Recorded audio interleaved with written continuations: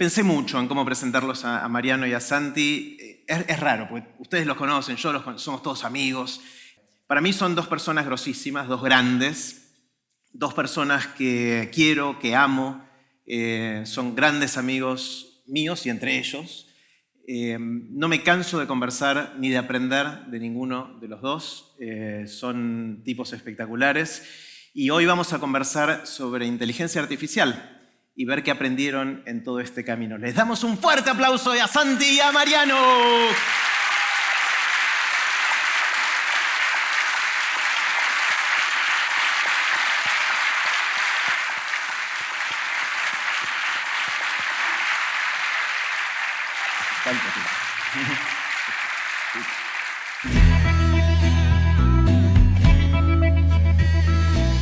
Esto es Aprender de Grandes, la mejor excusa que encontré para conversar con gente que admiro y así aprender durante toda la vida.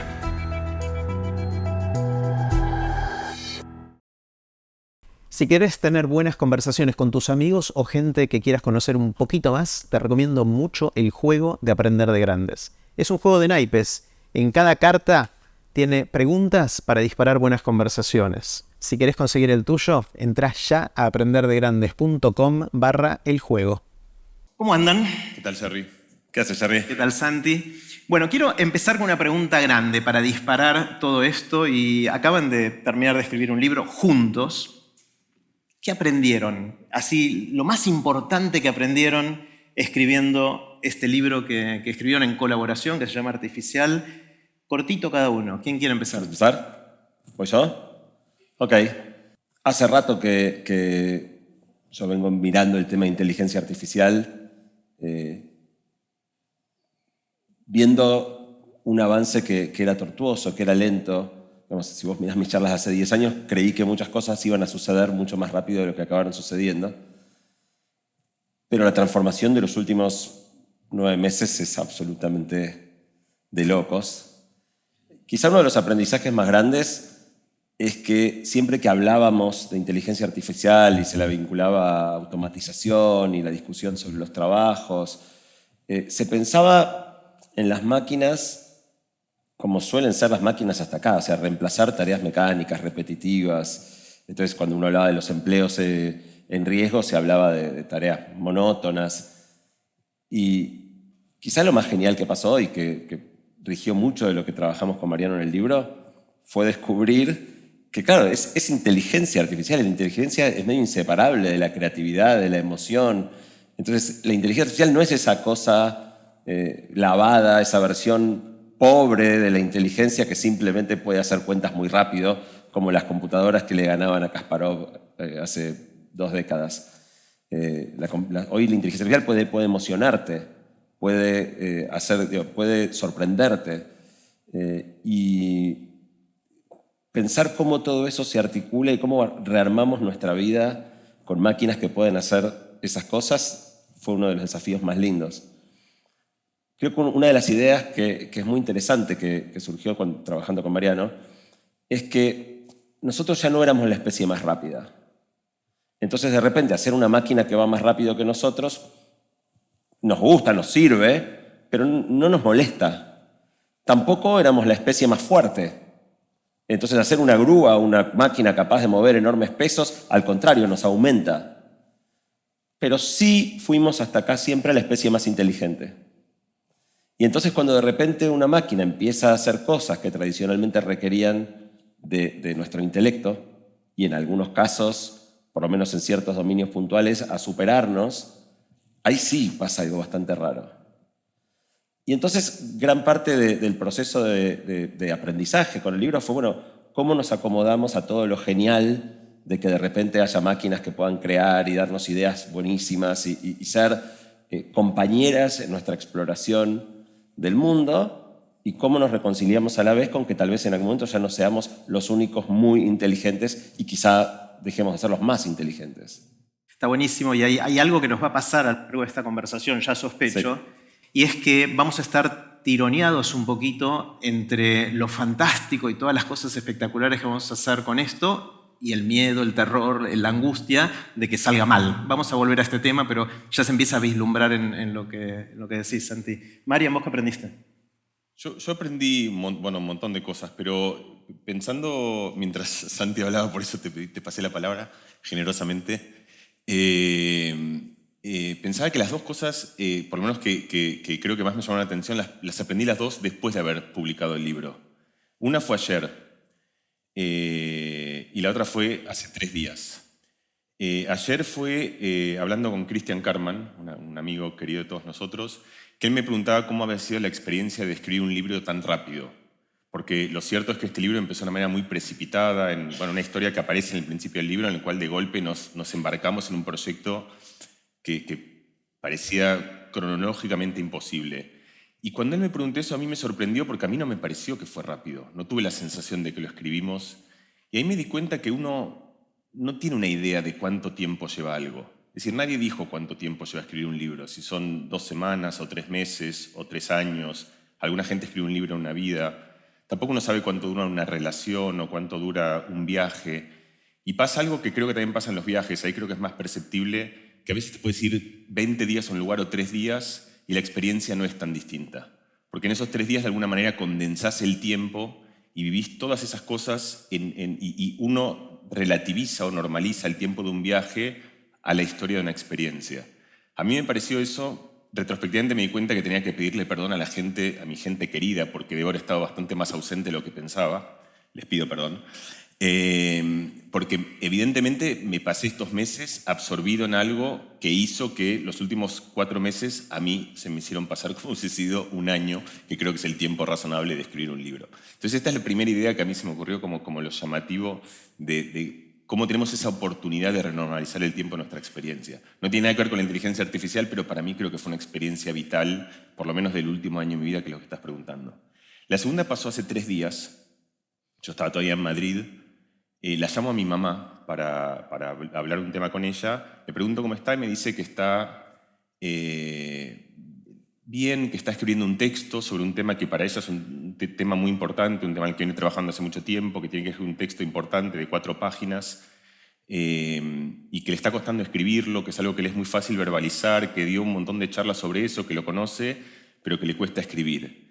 Y cuando me dice eso, a mí se me prendió literalmente la lamparita y dije, yo acabo de escribir un libro sobre cómo la inteligencia artificial puede ser una herramienta que nos permita justamente resolver eso. Es decir, no es una herramienta que va a inventar cosas por nosotras, pero sí que puede catalizar el proceso creativo cuando uno tiene ideas que las puede articular y necesita una suerte de intermediario que pueda ejecutar esas ideas en forma de conversación en el lenguaje. Le dije, mami, ¿sabes qué?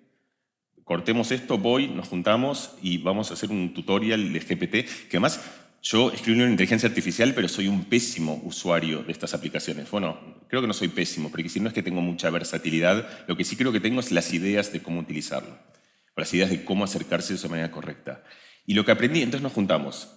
Le pregunté lo que nosotros contamos en el libro, bueno, ¿qué es lo que querés contar? ¿Cuál es tu voz? ¿Cuál es tu registro? ¿Qué te gustaría que esté? ¿Qué no te gustaría que esté? ¿Cómo pensás que tu texto va a ser distinto de otros textos y qué tendría que acentuar? ¿A quién querés que esté dirigido? ¿Querés que tenga humor? ¿Que no lo tenga? Es decir, pensá todo lo que querrías que tenga y da una especie de lista lo más comprensiva y exhaustiva.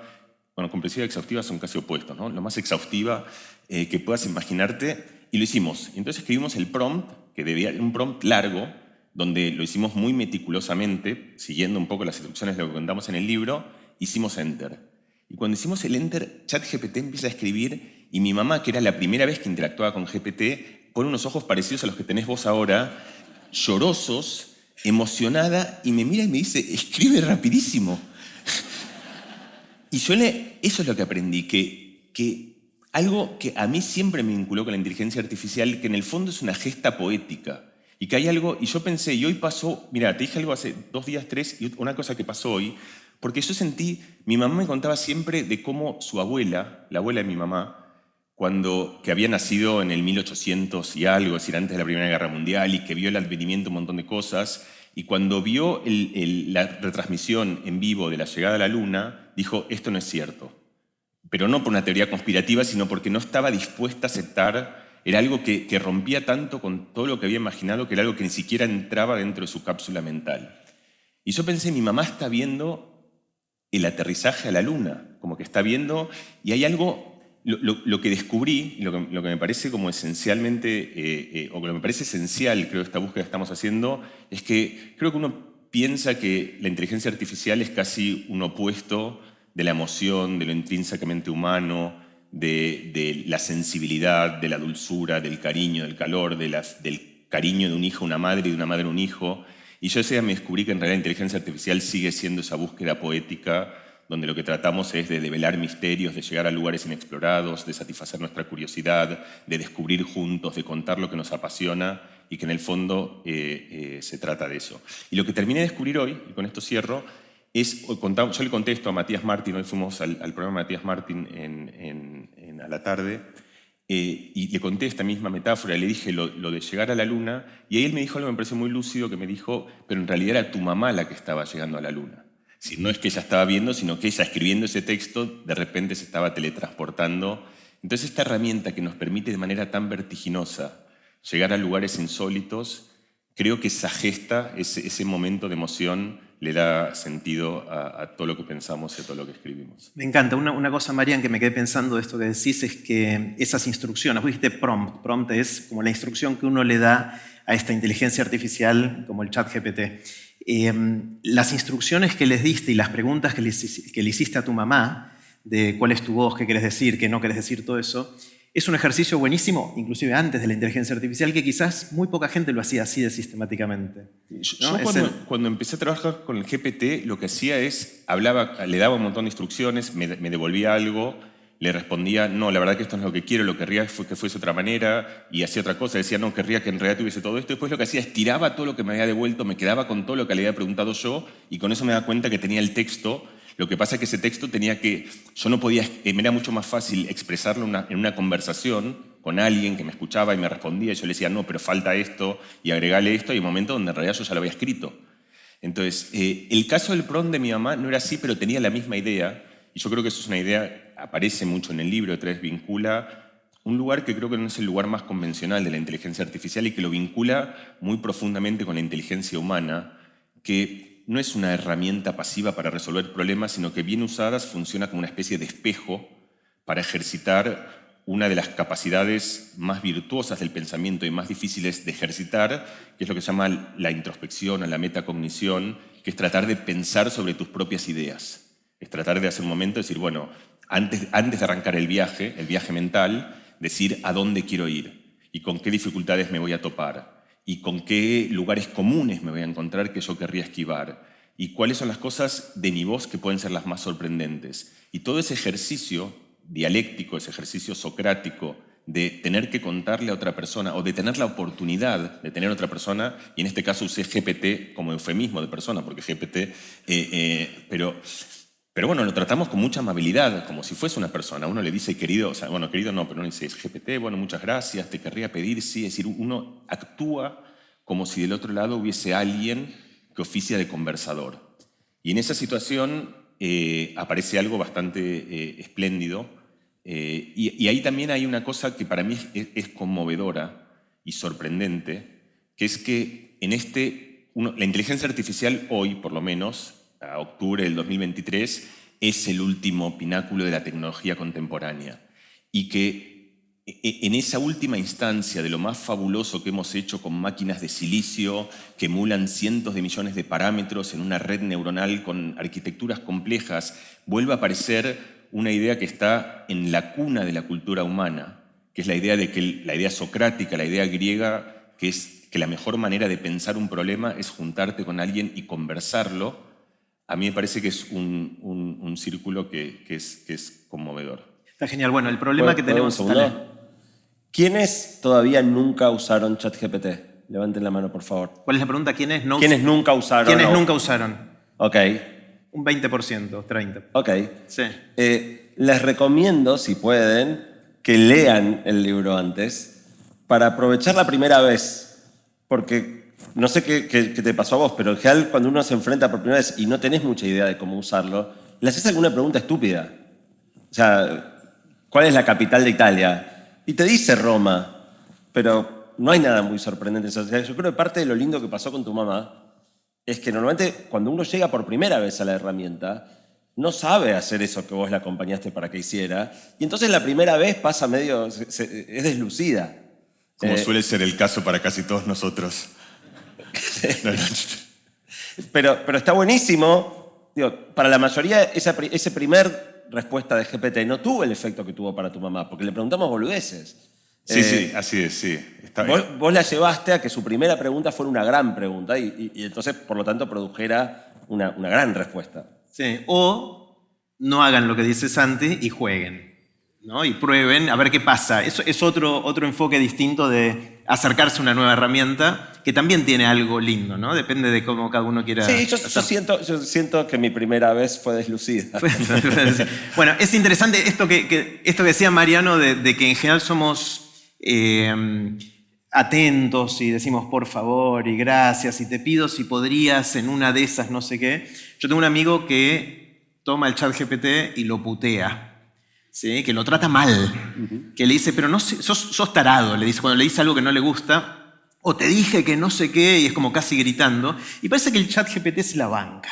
O sea, no es muy sensible a ese tipo de cosas. No sé si probaron jugar un poquito así. Está bueno también. No sé, ¿por qué lo tratamos bien? Eso. ¿Cuál es la pregunta? ¿Por qué lo hace? ¿Por qué lo tratamos bien? ¿Por qué no sale tratarlo bien?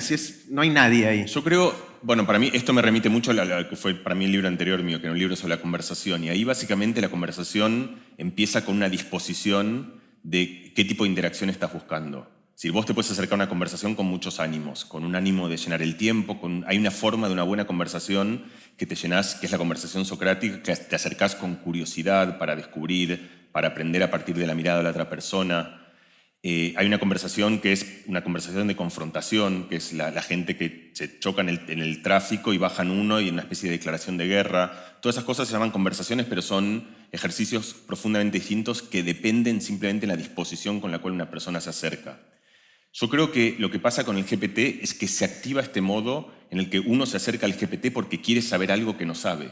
Y por eso es que nos remite al lugar más bello de las conversaciones. Y por eso, aunque la pregunta sea simple, como cuando vos le preguntás cuál es la capital de Italia y te dice Roma, yo creo que lo que uno está haciendo es interesante porque lo que vos no querés saber cuál es la capital de Italia, lo que querés saber es qué sabe y qué no sabe.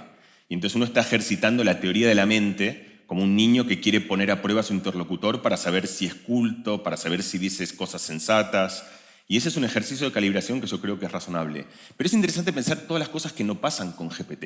Es decir, si vos pensás, el 70% de las conversaciones, ni que hablar el 100% de las conversaciones en un ascensor, son conversaciones triviales en las cuales vos te juntás con una persona y decís, qué calor que hace, ¿no? Ya te dice, sí, mucho calor. Y lo irónico de esto es que la conversación, que es un intercambio de información, le decís a la otra persona lo único que esa persona ya sabe y que vos sabés que ya sabe. Entonces, ¿para qué se lo decís? Bueno, se lo decís porque la conversación ocupa otro lugar, que es el lugar de hagamos un bonding, hagamos algo para no tener que mirarnos a los ojos y preguntarnos. Igual es un buen ejercicio, yo una época lo hacía, ahora hace mucho no lo hago, acercarse a una persona y preguntarle como cuál es tu sueño más osado o cuáles son las cosas que siempre escribías en la vida. Sí, lo hacía, en la época lo hacía. Y es muy interesante, ni que hablar, saludar efusivamente, decirle buen día, ¿qué tal, cómo está usted? ¿Cómo le está pasando? Y la gente se mira como si fuese... Entonces, con GPT se da esta situación, que yo creo que también es profundamente interesante, que hay dos cosas de la conversación. Una, que el modo es una conversación en la que te acercas a descubrir, y eso ya te predispone en un modo de amabilidad, de curiosidad, reflexivo, en el que mirás lo que te responde y pensás si es sensato o no, y después le respondés. Esa creo que es una parte importante. La segunda parte, que es vital y que pasa también y que llamativamente hace que las conversaciones con GPT, incluidas las conversaciones sobre nosotros mismos, que eventualmente se vinculen como con casi en la frontera de la terapia, digo, para ir a temas un poco más espinosos. GPT es sorprendentemente, GPT quiere decir una inteligencia artificial, para no ponerle un nombre propio, es particularmente interesante porque vos sentís que no te juzga y vos no sentís vergüenza. Es muy raro sentir vergüenza, es decir, vos podés sentir vergüenza de GPT, pero en general la mayoría de la gente no lo siente. En cambio, si vos mirás a un señor barbudo, a una señora o a alguien que está enfrente y le tenés que contar cosas muy vergonzosas, o cosas que te hacen sentir mal, o cosas que te afligen, o cosas que te da miedo hablar, paradójicamente muchas veces es mucho más fácil hablarlas con un interlocutor que tiene esa calidad de conversación, pero no tiene esa predisposición de juicio, o vos no sentís que puede tenerla, que con alguien que sí la tiene. Además es mucho más barato. ¿Verdad? Sí, por ahora. Por ahora. Santi, explorando este rango Me de... gustaría decir una cosa de Dale. la pregunta anterior, que es que, o sea, ¿por qué lo tratamos con tanta amabilidad? Ujú. Y el tema es que las cosas que ChatGPT o la inteligencia artificial generativa de texto produce son cosas que desde nuestra mirada requieren sí o sí de pensamiento. O sea, si es un dato trivial con la capital de Italia, no, pero cualquier otra cosa que le pidas compleja requiere pensamiento. Y nosotros no podemos hasta acá concebir pensamiento sin un alguien que piense. O sea, el pensamiento es el resultado de alguien que piensa. No hay pensamiento sin un alguien. Y ChatGPT parece ser la primera instancia de un pensamiento sin un ente que piense.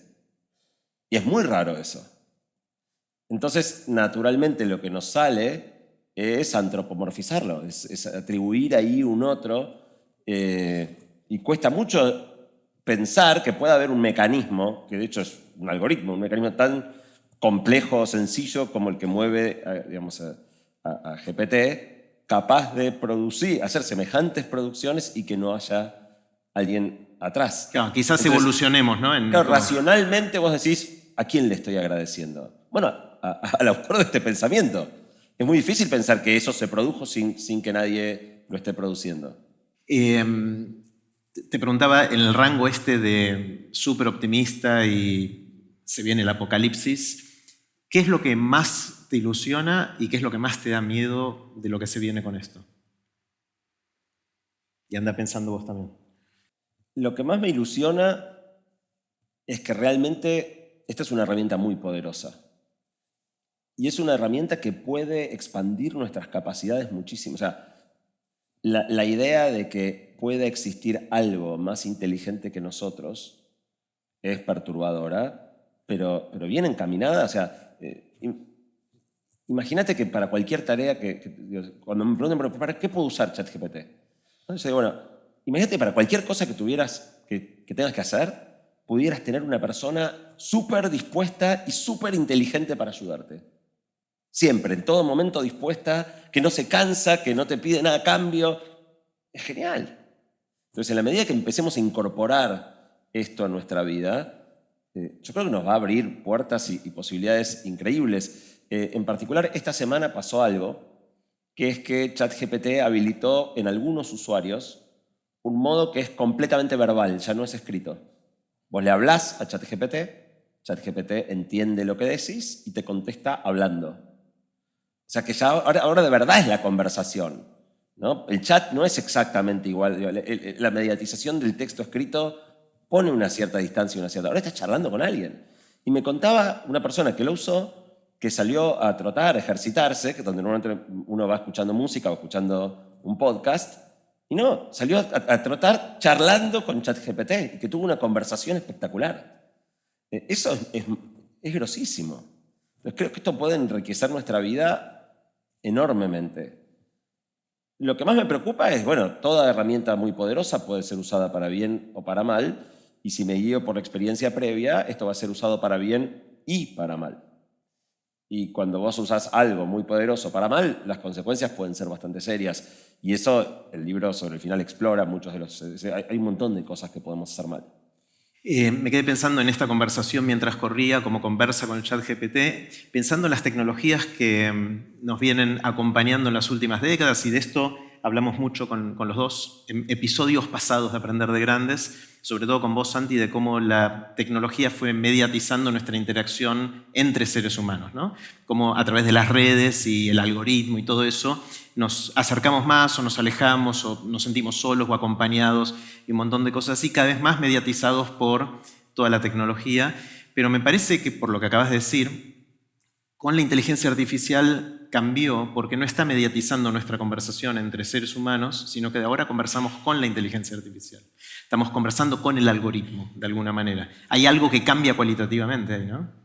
Sí, y esa hubiera sido por ahí una excelente respuesta a tu pregunta de qué me entusiasma y qué me aterra, que eso me produce las dos cosas, ¿no? O sea, imagínate que podés generar una emulación de un ente capaz de conversar con vos de una manera que te hace sentir increíblemente acompañado y dichoso. Pero ¿estás solo o no estás solo?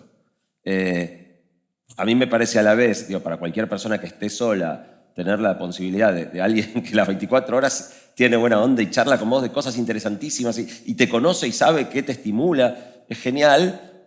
Y a la vez uno puede decir, esto es tristísimo. O sea, es la peor forma de la soledad, estar hablando con un no ser. Yo tiendo a engancharme más con la primera que con la segunda, o sea, porque a mí la tecnología en general me entusiasma. Y de hecho estoy esperando que se me habilite la versión hablada para ponerme a charlar. Porque hay algo en el prompt escrito que hace que en ciertos contextos ahora charlar, voy en un taxi y charlando con ChatGPT. Está buenísimo. Santi, del grupo de amigos, es el primero que adopta todas las tecnologías, el primero que se compra el nuevo dispositivo, el nuevo software. Mariano es el último. Y yo estoy en algún lugar en el medio. Marian, ¿qué es lo que a vos te entusiasma y qué te da miedo? Lo que me entusiasma, yo quería agregar algo a la pregunta anterior, Dale. pero no intervine porque te dije, ya pobre Serri, lo vamos a volver, temí que te desmayes. Pero entonces lo voy a acoplar eso como algo que me entusiasma. La imagen que ven ahí, que está basada en la tapa del libro, que es esto, que digo, es la misma imagen, es una composición de la misma imagen, la hizo una artista española que se llama Valeria, pero su nombre artístico es Coco Daves, a quien yo admiro muy profunda y entrañablemente. Ella hace diseño de todo tipo, pinta cuadros, diseña materiales, es decir, es como estas artistas que tienen esa capacidad de expresar sus ideas intentando encontrar el medio que sea el medio más efectivo para expresar aquello que se le ocurra, cosa que a mí me parece tremendamente loable. Y cuando salió la inteligencia artificial, con mucha oposición y con algo que le significó muchísima crítica de parte de sus pares, ella empezó a tratar de componer ya no solo con arcilla y con óleo y con dibujos y con fotografía, sino con inteligencia artificial porque descubrió que eso le permitía llegar a lugares que sin esta herramienta nueva no podía llegar. Y así empezó a hacer estas cosas. Lo que ven acá y lo que ven en la tapa del libro está hecho con otra inteligencia artificial que se llama Midjourney, de la cual hemos hablado menos porque hemos hablado más de inteligencias artificiales conversacionales. Y ahí, cuando Santi decía, cuando vos hablás con ChatGPT y te dice cosas que parecen sensatas, y entonces vos tenés que darle una entidad al ente que produce esas ideas, y entonces empezás empezás a hablar de él o de ella, le empezás a poner nombre, lo empezás a identificar como algo que es un ente. Hay algo muy lindo en quien haya usado Midjourney, que es que el prompt empieza con una instrucción que dice, que se verbaliza, imagina, y después de eso vos seguís. Por ejemplo, le dirías, imagínate un desierto en el cual hay dos personas caminando y hay una especie de burbuja roja. Vos le darías la descripción, pero esa descripción se la decís, imagina que... Y eso, de vuelta, me parece que genera una relación que es bastante bella. Y yo quería contar una cosa, porque me parece que está este tipo de instalaciones que se ha hecho un montón, esta es una de ellas, que se llaman arquitecturas en el desierto, se están realizando. Es decir, ahora hay arquitectos en Arizona que están literalmente estas, es decir, ella lo que hace es, ella tiene una idea, la piensa, la compone, muchas veces tiene fotos, a veces lo dibuja primero, después lo ejecuta para poder plasmarlo en una nueva herramienta que lo permite llevarlo a estos lugares en los cuales están completamente realizados en una imagen y después esa realización viaja a un desierto a través de arquitectos que empiezan a construir estas arquitecturas. Entonces eso me parece fascinante, me parece como un ejemplo, de vuelta, muy hermoso de cómo esta herramienta nos permite llegar a lugares que sin ella casi que serían completamente impensables o imposibles. Parece que nos va a dar a muchos. Hay un viejo sueño, creo, humano, que es poder crear y componer sin fricción. Es decir, el proceso de creación. Vos tenés ideas, pero después esas ideas tenés que plasmarlas en un medio, puede ser el medio de las palabras, puede ser el medio dibujado, tenés una melodía, pero tenés que tocarla. Y esas cosas muchas veces tienen limitaciones que no son propias del proceso de creación, sino del proceso de articulación. A vos no te sale el gesto motor, pero vos la idea la tenés. Y entonces eso genera cierta selectividad histórica de los artesanatos, de la gente que no solo tiene buenas ideas, sino que es capaz de expresarlas en un medio de los medios disponibles. Los que sabían tratar bien el pincel, los que dibujaban bien. Y eso, como muchas cosas, genera cierta torpeza. Gente que de alguna manera queda contenida en cosas que quiere expresar pero que no encuentra el vehículo para hacerlo. Y yo creo que ancestralmente hemos intentado producir todo tipo de vehículos, de tecnológicos, de instrumentos, imprentas, es decir, medios para expresar nuestras ideas, y creo que hemos encontrado uno que tiene una versatilidad tan extraordinaria que puede hacer que gente con ideas increíbles, pero sin una destreza técnica necesaria, pueda llegar a lugares formidables. Y eso me parece como algo que es enormemente auspicioso. Y el ejemplo de Valeria de Coco Daves me parece como una manera muy bonita de ejemplificar eso. Lo que me da miedo es, Santi hablaba de distintas tecnologías y hablaba de, hay una idea de que hay ciertas tecnologías que son más poderosas. Y eso es cierto. A mí me gusta traer otra idea, que es que hay otro cambio en esta tecnología que no tiene que ver con su fuerza, con su magnitud o con su volumen, sino con su identidad. Todo lo que hemos construido hasta ahora son máquinas, Santi lo decía, las grúas que potencian algunas capacidades nuestras, pero que nosotros las disponemos. Es decir, el albedrío, vos agarras un lápiz y vos dibujás, y en el momento que querés dejar de dibujar, vos dejás el lápiz, y el lápiz no dibuja porque el lápiz quiere o no quiere dibujar. Yo hoy me acordaba, hablando de esto, yo tenía una profesora de castellano en segundo o tercer grado, se llamaba Pilar, a quien yo adoraba. Debía ser quinto grado, ahora que pienso, porque ya escribíamos un poco más sofisticado. Yo era chico, vivía en Barcelona, o sea que tenía menos de 12 seguro. Y ella nos dio, yo me lo acordé hoy, me lo había olvidado esto durante 40 años o 39 años, creo que no me lo acordé, me lo acordé hoy. Ella nos dio una redacción en la que nos pedía que imaginemos, si uno fuese un lápiz, ¿qué lápiz querría ser? Y a mí me parecía hoy hermoso, retrospectivamente, porque ella nos estaba diciendo, bueno, los lápices no tienen lo que se llama teleología, una razón de ser, una voluntad, un albedrío, un deseo, una intención de qué legado quieren dejar en su vida. Imagínate que lo tuviesen, ¿cuál sería? Y yo ahí me acuerdo porque yo pensé, lo primero que pensé fue que querría estar en un cajón escondido para no morirme, que nadie me use, que nadie me consuma, pero después me di cuenta que eso tampoco está tan bueno, porque te morís en una eternidad de aburrimiento. Y a lo mejor lo que uno quiere es ser el lápiz de Dalí, y que te dibuje, que ese sea el lápiz que se articule para, sea el que sea, no importa. Lo que estamos proyectando es qué tal si los objetos inanimados de repente tienen esa virtud que nos parece tan sorprendente, que es tener su propia razón de ser. Y la inteligencia artificial de alguna manera la tiene. Hemos creado, creo, por primera vez, y esto es lo que es llamativamente distinto, una máquina que no responde a nuestras decisiones, sino que nosotros le damos objetivos muy generales y a partir de eso toma sus propias interpretaciones y forja una teleología, una razón de ser, una intención. Entonces vos podés pensar, digamos, en el apartado de las construcciones horrorosas, la mayor de todas es la bomba atómica, porque quizás sea lo que ha generado más destrucción, la capacidad de hacer daños humanos más masivos. Debe haber otras también, o sea, podemos argumentar, pero en todo caso, pero la bomba atómica no decide dispararse, es uno que, digamos, es atroz, pero aún en esa atrocidad hace falta cierta locura humana consensuada para que eventualmente eso se ejecute. En cambio, la inteligencia artificial toma sus propias decisiones. Toma la decisión de si lanzarse o no lanzarse, de si engañarte, de si saltar una valla o no saltarla, de si matar a alguien. Bueno, eso no está pasando ahora, pero quiero decir, tiene el potencial de tomar ese tipo de decisiones. Entonces, lo que creo que está pasando es que nosotros ya estamos delegando algo que nunca habíamos delegado a las máquinas, que es el control, el destino.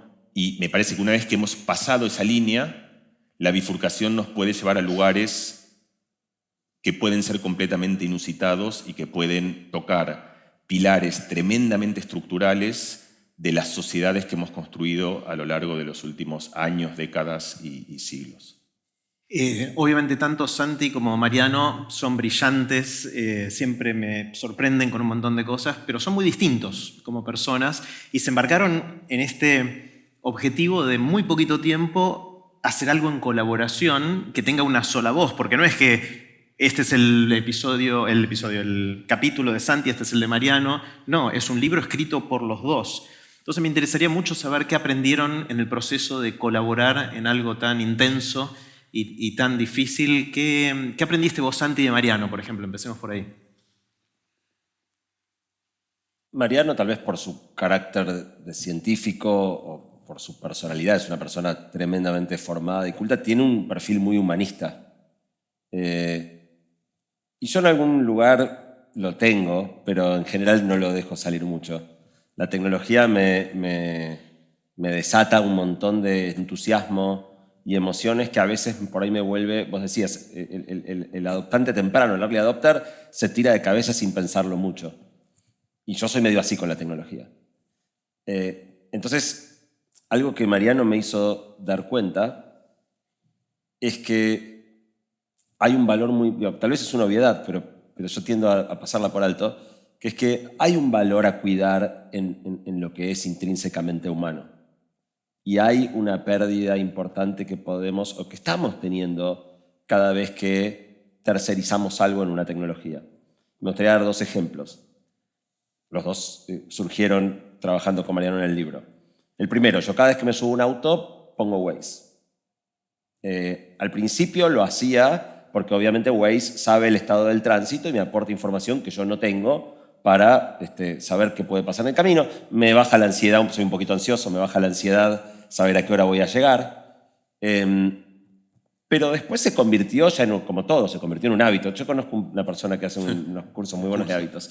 Se convirtió en un hábito, me subo al auto y automáticamente pongo el celular en el coso y lo que Mariano me hizo dar cuenta es que al incorporar esto como un hábito, al ceder por completo el control de por dónde voy de un lugar a otro en una inteligencia artificial, sencilla pero inteligencia artificial, al fin como Waze, estoy entregando el control de algo muy importante, que es que estoy asumiendo implícitamente que siempre lo más importante es llegar antes. Y muchas veces lo es, pero otras no. Digamos, en la decisión de por dónde quiero ir, se juegan un montón de cosas. Decir, ¿sabes qué? Hoy tengo ganas de ir por la costanera, mirando el río, escuchando música tranquilo. Y me di cuenta que entregando eso estaba perdiendo mi capacidad de decidir cómo quiero usar mi tiempo y mi vida. Y es fuerte. Eso lo aprendiste de Mariano. La mirada de Mariano me hizo repreguntarme sobre un montón de cosas como yo las hacía. ¿Es un aprendizaje teórico o ya estás empezando a manejar a veces sin el Waze? Cri, cri. Okay. Es complicado. Vamos a subirlo como respuesta. Tendría que hacer un curso sobre cómo romper un hábito. Bueno, después te recomiendo uno. La otra cosa, que fue un ejercicio mental re interesante que se nos ocurrió en 2 momentos, aparecen 2 momentos distintos del libro, porque tuvo 2 fases, es que en un momento estábamos discutiendo cómo separar la inteligencia de la cultura. Okay. Y para entender esta diferencia se nos apareció la idea de qué pasaría si trajéramos a un cavernícola de hace 10.000 años al presente. Y obviamente tendría enormes problemas para manejarse en el mundo. No entendería el idioma, no entendería los códigos, no sabría qué son estas luces. Pero probablemente sobreviviría. Y todo esto fue para decir, lo que a esta persona le falta no es inteligencia. Es igual de inteligente que nosotros. De hecho, si trajéramos un bebé de hace 10.000 años y lo criamos acá, sería indistinguible de uno de nuestros hijos. Lo que le falta es cultura.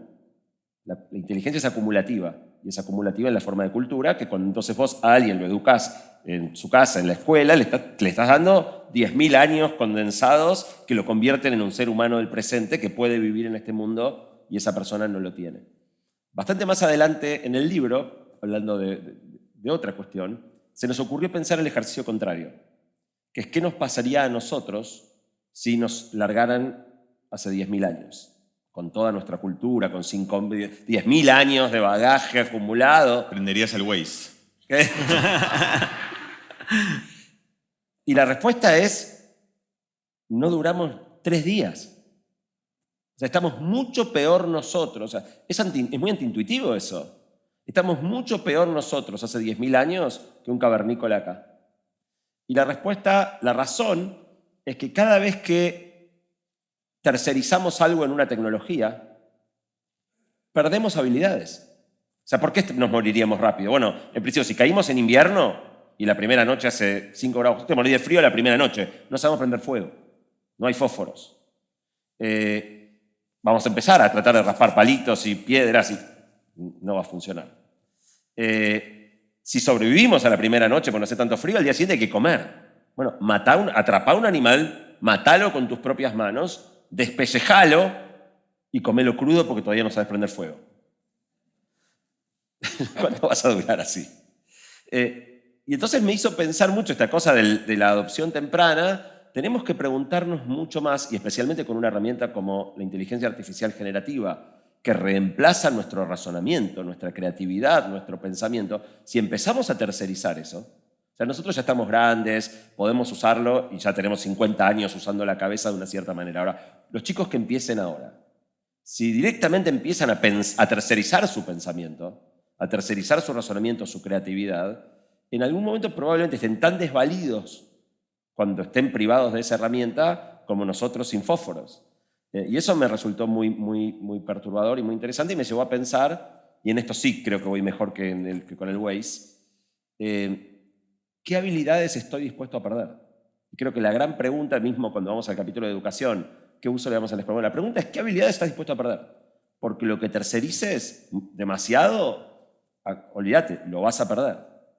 Bueno, yo sé que hay varios que van a chequear que tengan suficientes fósforos en casa esta noche, por las dudas, ¿no? Yo sé que hay uno que lo va a hacer, pero...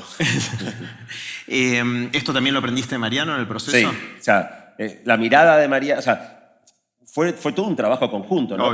Pero son ideas que yo me doy cuenta que fueron apareciendo por ciertas improntas o ciertas miradas de Mariano. ¿Qué aprendiste de Santi, Mariano? Aprendí que no conviene viajar a la prehistoria, que hay que apagar el Waze. No, a ver, mira, primero vuelvo otra vez a donde estábamos al principio, la génesis del libro, esta idea que apareció un día charlando con Emiliano Chamorro sobre la conversación y hacer un capítulo, y de repente salió la idea de hacer un libro, y en el momento de salir la idea de hacer un libro era evidente y que había que hacerlo rápido. Yo pensé que hacerlo con alguien, porque es una manera de... ¿Viste estas cosas cuando te preguntan cómo fue que pensaste en algo y que en realidad esas explicaciones son retrospectivas? La idea surge y después uno trata de explicar, pero para mí muy vívidamente en el momento, y además eso está registrado porque hay una serie de WhatsApps con los tiempos en los que queda clarísimo que yo dije Santi, o sea, con Santi, es con Santi. Entonces, primero eso me pareció interesante, como había algo intuitivo, que decir, esa decisión no emana de, no es que una especie de consideración sobre quién podría ser los armar una lista de 8 una lista, sí, sobre ventajas, desventajas. Sí, ventajas, desventajas. Bueno, todo eso quizá pasó, pero pasó en el inconsciente. Y era un poco atrevido, porque, o sea, Santi y yo nos tenemos cariño, o sea, nos admiramos, nos respetamos, pero la verdad es que nos conocemos poco y nunca habíamos hecho nada juntos. Y escribir un libro con alguien es irte un viaje largo. Es decir, es como de repente alguien con el que conversaste un rato, decir, che, ¿vamos a la India juntos caminando? Y por ahí al segundo día ya no te gusta tanto, porque quiere decir, habíamos andado muy poco, había una confianza, creo que fue algo un poco atrevido.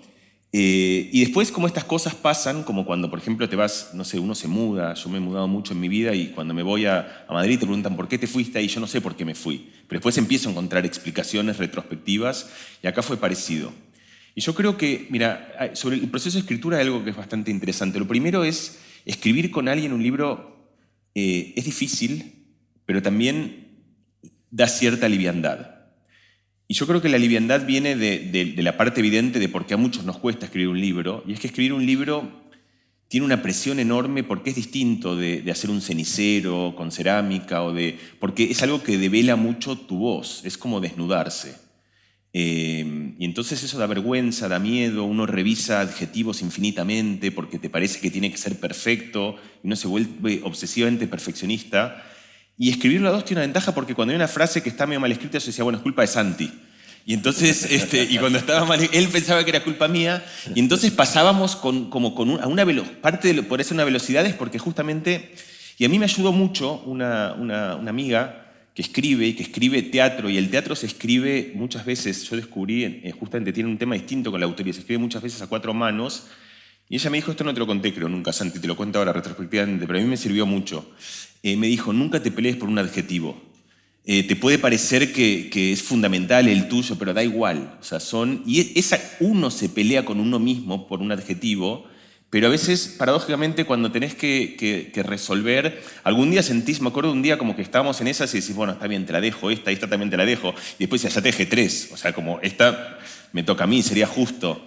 Entonces, esa coexistencia y que creo que por una vez yo fui consistente también con lo que pregonaba, justamente de juntarte con alguien y hacer el ejercicio de llegar a un acuerdo, no un promedio, sino a un acuerdo y de tratar de construir y de encontrar los errores y de encontrar una voz común y no un consorcio de voces, fue muy estimulante como proceso creativo. También a mí me parece interesante la idea de hecho en el libro hablamos un poco de eso, de la idea de la autoría. La autoría es un concepto que nos parece fundamental ahora, como que una obra es de alguien, vos vas a la exposición de alguien o vas a la presentación del libro de alguien. En general, o el teorema de Fermat, que lo demostró Andrew Wiles. En realidad el teorema de Fermat no lo demostró Andrew Wiles, porque Andrew Wiles se construyó sobre cosas que hicieron otros, que hicieron otros y que hicieron otros, y es una construcción larguísima humana en la cual la última piedra la puso alguien que es el autor de eso. Decía Orson Welles, y esto está en el libro, en un documental que se llama F, de Fake, tiene un pasaje muy lindo en el que él filma, creo que no es Notre Dame, creo que es la Catedral de Chartres, o alguna de las grandes catedrales francesas, y se pregunta, ¿quién fue el autor de esto? No lo sabés. Vos lo mirás y es una construcción humana extraordinaria que no tiene firma. Fue una obra de un consorcio de gente. Y la idea de autor, la idea de que alguien quiere pregonar la responsabilidad absoluta de algo y se inmola en eso, y si va mal sufrirá, y si va bien sentirá gloria, y será esa persona la que carga con todo el peso a favor o en contra de una obra, es relativamente nueva. Y por lo menos diluir eso en 2 autores, que es el principio de convertir un proceso creativo en lo que manifiestamente es un proyecto de colaboración, impregnado de ideas de otra gente, en un proceso sinérgico de asimilación, para mí fue muy, muy revelador. Y ya ahora siendo más específico a Santi, o volviendo, digamos, al principio y de esa intuición de Santi, efectivamente creo que ya fue pareciendo acá, digamos, algo que es una especie de diferencia sustancial en nuestra manera de acercarnos a ciertas cosas, él adoptando las primeras tecnologías, yo las últimas. Hay algo que no sé si tengo derecho a contar, si no lo cortamos, pero creo que va a ser, no es muy privado, pero es sobre tus inversiones. ¿Puedo hablar de tus inversiones o...? Voy a sacar un... Santi hace así, pero en la cara dice... No, no es nada... Bueno, me voy a atrever a contarlo. Creo que no es algo... Dale, voy a develar algo en lo cual... Una acción que compraste una vez en tu vida. Voy a contar eso. ¿Puedo contarlo? Ok. Entonces, yo hace 1000 años, porque creo que esto va... Yo hace 1000 años que vengo pensando algo que aparece en el libro, que es que la razón por la cual las inteligencias artificiales que están escritas en su arquitectura neuronal, es decir, la arquitectura en la cual están instanciadas las hizo Jean LeCun hace 25 años, es decir, no es que ahora se descubrieron, pero estaban como las obras de Da Vinci esperando que encuentren el hardware o que encuentren el lugar en el cual puedan realizarse. Y la razón por la cual no encontraban la computadora en la cual podían funcionar es porque la arquitectura de las computadoras que nosotros teníamos eran arquitecturas de chips seriales que hacen una cosa muy rápido por una sola cosa. Y hace unos años, como consecuencia de la industria del juego, se desarrolló otro tipo de chips que funcionan como un montón de chips en paralelo que hacen una cosa muy sencillo, y eso se parece mucho más al cerebro, porque funciona como un montón de procesadores, que son como neuronas, que lo que hacen es una operación muy sencilla, pero cada uno hace la suya. Y la compañía que hace eso es una compañía que se llama NVIDIA, que muchos, que no es NVIDIA, o sea, no, pero podría darla, es NVIDIA, que justamente es la que desarrolló este tipo de arquitectura y que era una compañía que hacía chips para la industria del juego, pero que evidentemente estaba haciendo la tecnología que era la tecnología necesaria para que esto explote. Entonces yo esto lo sé y se lo vengo diciendo hace un montón de gente, y cuando empecé a escribir el libro de curiosidad me fijé en las acciones de NVIDIA y veo que habían subido de hace 15 años ahora como, no sé, por 700, ponele, no sé, o por, Santi debe saberlo mejor, por razones que serán evidentes en un minuto. Y entonces yo le digo a Santi, la verdad que soy un pelotudo, porque yo vengo hablando esto hace 25 años, ¿por qué no compré una acción de NVIDIA? Y él me dice, yo las compré hace 15 años. Y entonces, esa diferencia entre esta cosa que virtuosamente puede parecer como, bueno, un dejo humanista, un dejo reflexivo, pero que en el fondo también puede ser como, digo, para decirlo en cristiano, qué pelotudo, digamos. O sea, si tenías la idea, ejecutala, digamos. O sea, ¿para qué te vas a dormir en el también aparecía un montón en nuestra dinámica en un lugar que para mí fue muy fértil, porque otra anécdota que para mí fue muy graciosa, que Santi ni siquiera recordaba, yo la conté ayer y la voy a contar de vuelta porque para mí fue genial, y con esto cierro, lo que creo que fue una dinámica que yo creo que intuí, no la sabía, pero la intuí, que retrospectivamente fue como un diálogo muy fértil, es, yo con vos he compartido textos, entonces creo que vos puedes dar fe de lo que voy a contar ahora. Yo si le mando un texto a alguien, le mando un texto como de 800 caracteres que tiene 3000 caracteres, o sea, 4 veces más largo, de disculpas, en la cual le pido perdón por todas las cosas que no he hecho, los errores, lo que seguramente que no es una versión final, que seguramente es una... pero no importa porque míralo igual, o sea, como todo un contorno en fin. Y Santi me mandaba un capítulo diciendo, te va a encantar, léelo.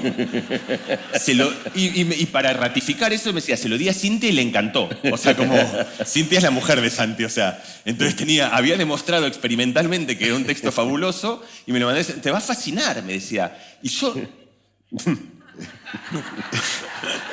estaba descubriendo algo profundamente humano que se me había escapado durante 48, o sea, no sé cuántos años. Entonces, para mí todo esto se resume en algo que en un lugar tan psicoanalítico como la ciudad de Buenos Aires creo que tiene una forma de expresarlo, que es el diálogo entre un neurótico y un psicótico. Yo les dejo resolver quién es quién. Entonces funciona una especie de dialéctica en la cual tenés la voz del neurótico y dice, pero ojo, porque esto a lo mejor no puede ser que puede... Y el psicótico, vamos, así como... Y esa coexistencia... No sé, yo creo que dio una paleta que termina siendo bastante fértil porque toma, ojalá, un poquito lo mejor de cada una de estas expresiones. Y déjame decir una cosa, que es que tuvimos un gran hallazgo en la mecánica de trabajo, porque naturalmente escribir de a dos no podés elegir cada palabra juntos, ¿no? O sea, en algún momento tenés que decir, bueno, vos ocupate de esto, yo me ocupo de esto. Y después cruzar textos.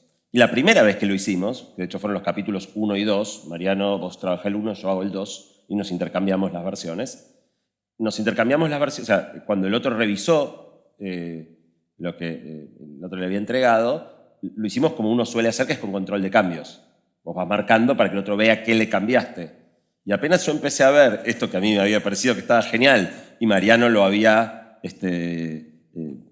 modificado, me agarró o sea, a pesar de que teóricamente habíamos hablado de que escribir a dos nos tranquilizaba porque no teníamos que estar necesariamente en nuestra voz, el ego es muy difícil de acallar. Y entonces lo que dije es, no puedo mirar qué cambios hizo. Tengo que aceptar todos los cambios sin mirarlos. Y le propuse a él hacer lo mismo. Le dije, agarrá y aceptar todos los cambios que yo hice, yo acepto todos los cambios que vos hiciste, y ahí leemos. Y ahí ya no depende de qué le cambió. Si ves algo que no te gusta, cambialo porque no te gusta, no importa quién lo hizo. Y si te gusta, por ahí te gustaba más como vos lo has hecho, pero no te vas a dar cuenta porque te gusta. Entonces, si yo lo cambié y te gusta, no jodas. Y funcionó genial. Y como los textos finalmente fueron y vinieron varias veces, o sea, al principio teníamos un poco de, ok, el 1 es tuyo, el 2 es mío, el 3 es tuyo, el 4 es mío. Y el otro ya lo había modificado, pero seguía diciendo, ¿qué le hiciste a mi capítulo? Llegó un momento donde eso desapareció por completo. Donde yo ya de hecho no me acuerdo, o sea, me acuerdo el 1 y el 2 porque así empezamos. Ya no me acuerdo quién hizo qué. Como aparte los capítulos se fueron partiendo, primero eran 4 y terminaron siendo 11, no porque agregamos tantas cosas, sino porque muchos se fueron fraccionando y abriendo. Yo creo que llegamos a algo, los que lo lean podrán opinar, que logró eso que queríamos al principio. No es de él ni es mío, es de los dos, de una manera donde ni yo puedo terminar de decir qué hice o qué no hice. Sí, yo o doy qué fe, idea vino de dónde. Doy fe porque los conozco muy bien a los dos, los leí mucho a los dos y tienen estilos muy distintos. Y leyendo el libro, yo jugaba conmigo mismo, decir, a ver quién escribió esto y me cuesta. No es fácil Está totalmente mezclado. Nunca escribimos una palabra juntos y sin embargo todos los párrafos tienen intervención de ambos. Todos. No hay un pedazo del libro que no tenga intervención de ambos en cada párrafo. Bueno, sin el espíritu de spoilear, les pedí al psicótico y al neurótico que eligieran un párrafo que tengan ganas de leer. ¿Querés empezar con el tuyo, Santi? Dale. El neurótico, que empiece el neurótico. El neurótico necesita anteojos para leer, perdón. Yo elegí un párrafo que se llama El sedentarismo intelectual. Es una de las ideas que más me gusta del libro. Tiene que ver justo con algo que mencioné recién, tanto me gusta que ya lo dije. No me acordé que después iba a leer esto. Pero la sección se llama El sedentarismo intelectual y dice, en el capítulo 3 hemos contemplado los problemas que encontraría un adulto criado hace 10.000 años para sobrevivir en el presente. Aquí conviene hacer el ejercicio contrario. ¿Qué nos pasaría a nosotros con toda nuestra formación y cultura acumulada durante siglos si hiciéramos un viaje al pasado? Casi con seguridad, nosotros estaríamos más desvalidos en la prehistoria que un cavernícola en el presente. En ese mundo primitivo, encender un fuego para cocer los alimentos o para calentarnos resultaba crucial para la supervivencia, pero no había fósforos. Y la mayoría de nosotros no sabemos cómo crear una llama a partir de piedras o palitos. Tampoco recordamos cómo navegar sin GPS o conseguir alimentos si no hay supermercados. En definitiva, la incorporación de herramientas que hicieron nuestra vida más sencilla nos hizo perder muchísimas habilidades. Actualmente corremos el riesgo de perder capacidades que son esenciales. Hay muchos pilares básicos de la cognición que son vitales para el pensamiento. Estos incluyen, entre otros, la capacidad de concentrarnos, la competencia lectora, el buen uso del lenguaje y el pensamiento lógico y matemático. Algunos ladrillos fundamentales no cambian. La clave, entonces, es separar lo importante de lo accesorio para no dejar completamente en manos de las máquinas aquellas habilidades que no deberíamos perder. Buenísimo. Gracias. Un aplauso.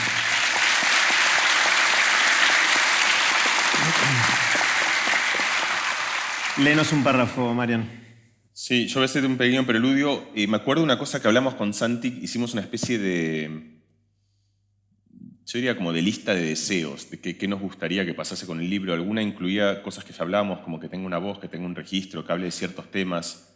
Y una cosa que yo me acuerdo que salió en la mesa fue, para mí hay algo de la mejor divulgación, que es que no solo te cuenta cosas, sino que aparecen conceptos, como ideas que reúnen de alguna manera y en algún término y en una idea propia cosas que dan un centro de gravedad a un montón de cosas que flotaban y les dan cierta entidad. Son las ideas propias y originales, donde un libro no solo te cuento cosas interesantes y eso, sino que además el haber pensado mucho sobre esto permite que yo te regale o que te preste conceptos que funcionan como ideas.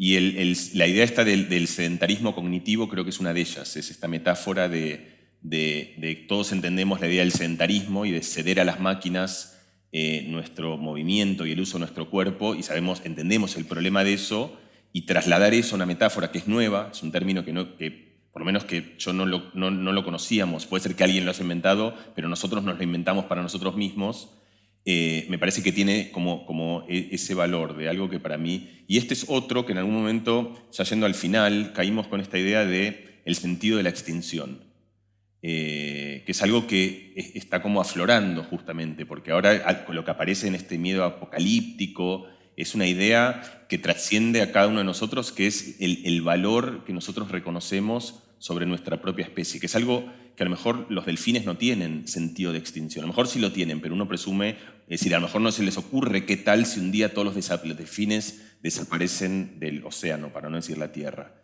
Y entonces este es el fragmento en el epílogo, en el primer párrafo del epílogo, en el que presentamos el sentido de la extinción. Y dice así, dice, la vista, el tacto, el olfato, el oído y el gusto nos permiten percibir el entorno. A estos 5 sentidos se le suman otros, más conceptuales, como el sentido del humor, que nos ayuda a identificar la ironía, el sentido numérico, que nos vincula con las cantidades y abstracciones matemáticas, o el sentido común, que nos da un juicio general sobre cosas desconocidas y sobre el que se construye también la inteligencia.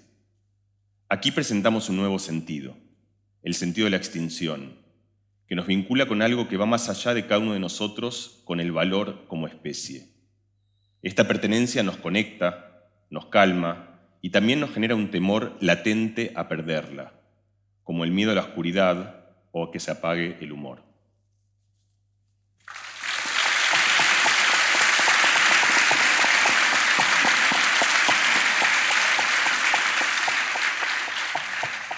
Yo también elegí un párrafo. Les voy a leer un párrafo que me gustó mucho, cortito. Dice así: de la misma manera en la que un pintor o un escritor pueden introducir una nueva manera de retratar o de narrar, AlphaGo, que es una inteligencia artificial que aprendió a jugar al Go muy bien, introduce una innovación que cambia y enriquece la manera en que jugamos nosotros, los seres humanos. Fue quizás el primer legado introducido por una máquina en la cadena de una cultura milenaria. Pasa la gente y los programas, pero aquella movida que introdujo AlphaGo ha quedado en el repertorio. Hoy, los maestros en China y Japón enseñan esta jugada en las clases para principiantes de Go. La historia es que... ¿Quieres contarla, Marian? Primero un aplauso para ella. Contá cómo fue la... Sí. ¿Querés contar la voz? No, contá la voz. El Go es un juego que equivale al ajedrez en Oriente. Se juega en un tablero en el cual hay líneas que se cruzan y uno pone piedras. Y esas piedras forman un territorio, contornos, en los que uno va ocupando espacio. Y la virtud del juego, que tiene una combinatoria que es mucho mayor que la del ajedrez, y por lo tanto todo el mundo pensaba que era imposible hacer un programa que pudiese jugar bien al Go, consiste en extender las piezas tanto como uno puede para ganar la mayor cantidad de espacio sin ponerlas en peligro. Si uno pone una pieza muy lejos, uno gana mucho espacio, pero uno manda un soldado al campo enemigo y entonces se lo morfan en 2 minutos. Si uno lo pone muy cerca de su territorio, entonces ese soldado está muy protegido, pero uno ha ganado muy poco espacio. Y hay un equilibrio razonable a donde uno puede avanzar. Los niños pequeños siempre están tentados de poner piedras muy lejos, porque ocupan mucho espacio, y entonces cuando empiezan a jugar al Go, el error clásico, el error convencional es poner piedras extremadamente lejos, porque ganas mucho espacio, parece muy bueno, y no pensás que estás mandando una piedra, sacrificarla muy pronto. Y entonces, AlphaGo, que era un programa de una compañía llamada DeepMind, que Google había comprado, un programa que aprendió a jugar al Go observando partidas y encontrando su propia estrategia. De repente parecía que jugaban a un nivel extraordinario, entonces lo hacen jugar con el campeón del mundo, se llamaba Lee Sedong. Juegan la primera partida. ¿Vos te acordás cómo terminó la primera partida? Yo no recuerdo si la ganó o la perdió. Gana AlphaGo. ¿AlphaGo gana la primera? Gana la primera. De hecho, Lee Sedol apenas empieza la primera partida, empieza a sentir que del otro lado... O sea, Lee Sedol no se imagina... Iba tremendamente confiado. O sea, hay un documental que se puede ver, creo que en Netflix. Él va como diciendo, una máquina, conmigo. Y a los 2 minutos se da cuenta que enfrente tiene un contrincante como nunca antes vio, pero que juega relativo, no se sale de las convenciones de juego. Muy bueno, pero no le rompe todos los esquemas. Hasta la partida 2 y ahí pasa esto. Entonces, la clave es justamente Lee Sedong, el campeón del mundo, entendía que estaba jugando contra un rival fabuloso, o sea, ya lo había calibrado, ya sabía que el rival era muy bueno, y en la movida 37 de esa segunda partida, este programa AlphaGo hace este error que hacen todos los niños y las niñas cuando empiezan a jugar, que pone una piedra mucho más lejos de lo que en realidad se puede poner. Tan absurdo y un error tan infantil que Lee Sedong se queda como anonadado de que un jugador de la talla del jugador que estaba jugando, que estaba peleando contra el campeón del mundo, hiciese un error de principiante. La gente que está transmitiendo el programa se miran como diciendo esto es un error de transmisión. No puede ser que un jugador tan avesado, tan experto haya hecho esa tontería. Y resulta ser que la jugada esa se hizo y esa partida la gana AlphaGo, que descubrió que esa jugada que durante 3000 años la gente había evaluado como absurda y le había enseñado a los que aprendían a jugar al Go por qué no se hacía y contó una lógica que explicaba por qué no había que hacerlo, en realidad combinado con otras ideas que a nadie se le había ocurrido, resultaba ser extraordinaria. Y entonces AlphaGo gana la partida, Lee Sedol se queda completamente anonadado, pero lo que aparece en el párrafo que contaba Jerry justamente es que lo sorprendente no es que haya ganado la partida, sino que esta idea de que esta jugada que a nosotros nos parecía un absurdo y que de repente, repensada con otras combinaciones, se convierte en una jugada extraordinaria, es un legado que nos ha dejado de la misma manera que cuando a un impresionista se le ocurrió que pintar los cuadros de una manera o a un pintor cubista se le ocurrió que tal si representamos la realidad de esta manera, no solo hizo un cuadro, sino que nos dio una nueva herramienta y una nueva idea para los que veníamos atrás, los sucesores de estos artistas, pudiésemos usarla. En este caso es una computadora que nos deja un legado que hoy se enseña entre humanos en todas las escuelas como una jugada extraordinaria y no como un error de principiante. Sí, hay algo muy lindo también en el documental, les recomiendo que lo vean, porque no es sobre Go, sino sobre qué le pasa a un ser humano cuando de repente aparece una inteligencia artificial. En la primera partida, AlphaGo, Lee Sedol estaba muy confiado. O sea, casi que sentía que era una estupidez jugar contra una máquina. Y la máquina le gana la primera partida, él se queda muy impactado, pero le pasa a tenerle un enorme respeto, o sea, ya se da cuenta que estaba con un rival tremendo. Y cuando AlphaGo hace esta movida absurda y los comentaristas que transmitían dicen se equivocó, Lee Sedol no reacciona con la soberbia, o sea, Lee Sedol lo ves que se desencaja, porque sabe que no puede estar haciendo una estupidez y no entiendo qué está haciendo. Y se levanta y se va. Sale de la sala y está como 15 minutos, no puede volver. Hasta que vuelve, pero 15 minutos, se levanta de la mesa y se va, producto del shock que le produce el respeto que tiene Pal y una movida completamente fuera de todo libreto que rompe todos los papeles. Es muy interesante ver el conflicto humano, ese conflicto humano que de una manera u otra se nos va a jugar a todos en diferentes terrenos cuando empecemos a encontrarnos con inteligencias artificiales que hacen cosas que decís, no las entiendo. Quiero que hagamos un viraje y les propongo que intentemos entre todos conocer un poquito más a las personas, más allá de la inteligencia artificial y del contenido de la conversación, y para eso les propongo que juguemos al juego de Aprender de Grandes un ratito. Acá traje, Dale. Este es el juego, es un juego de cartas. ¿Quién tiene el juego de Aprender de Grandes? Levante la mano. ¿Alguna? Bueno, no voy a explicar mucho entonces, pero es un juego de cartas con preguntas que son disparadores de conversaciones para conocernos un poquito más. Hay dos, el volumen 1 y ahora vamos a jugar con el volumen 2. Ya lo jugué bastante, tanto con Santi como Mariano. Una vez en lo de Santi éramos creo que 14 y terminó el asado y vieron el momento que comimos asado, muy rico. Y eran tipo las 12 de la noche y alguno dijo, bueno, vamos yendo. Cuando empieza, vieron ese momento de la reunión y alguien dijo, juguemos, y alguien tenía el juego, sacó el juego, empezamos a jugar, y eran las 3:30 de la mañana y no se quería ir nadie de esa reunión que estuvo espectacular. Y la idea es ver si esto puede ayudar a tener conversaciones que de otra manera no tendríamos, dispararlas. Entonces vamos a hacer una versión simple del juego. Cada uno saca 3 cartas al azar. Saca 3 cartas, Santi. Una más, ahí va. Marian, 3 cartas. Viste, uno nunca saca cartas contiguas. Sí, y yo saco 3 cartas, esta. Y vos tampoco lo hiciste después de... Sí, 2 son contiguas. Y esta modalidad es la más sencilla. Cada uno lee en voz alta las 3 preguntas que le tocó y elige una para responder. Y la responde y después vemos qué pasa. Santi, ¿qué te tocó? ¿Cuál fue la situación más extrema a la que te enfrentaste? ¿Qué harías si no tuvieras que trabajar para ganar dinero? ¿Y cuándo fue la última vez que lloraste? Bueno, yo voy a leer las mías y Marian las suyas mientras anda pensando cuál querés contestar. A mí me tocó... Te cambio. ¿Querés? No. Si querés, sí. Dale. Pero no. Tomalas, ¿querés te cambio? No, sí, dale, si querés te cambio. ¿Qué? Si querés te cambio. ¿Querés Como quieras. cambiar? No, ¿Te yo gustaron, bueno, sabés que- ¿te gustaron las preguntas de ¿sabés Santi? qué hay o no? Quiero provocarlo. Ahí va. Espectacular. Te cambio. Ahora es como Monty Hall, Sí. como el problema de Monty Hall. A mí me tocó, Bien. ¿con quiénes te sentís bien estando en silencio? ¿Por qué aspectos de tu vida sentís gratitud? ¿Y cuándo sentís que estás usando bien tu tiempo?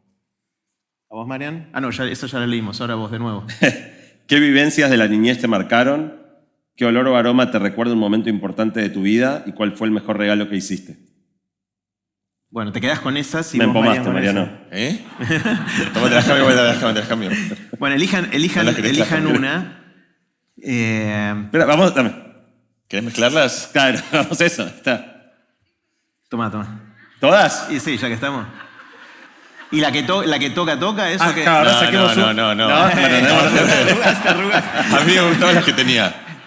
Ahí va. Las que tocan, así, 3 y 3, ahora de nuevo. A ver qué tocó. Ahora ya no le damos todas porque ya fueron leídas, cada uno elige y contesta una. Sí.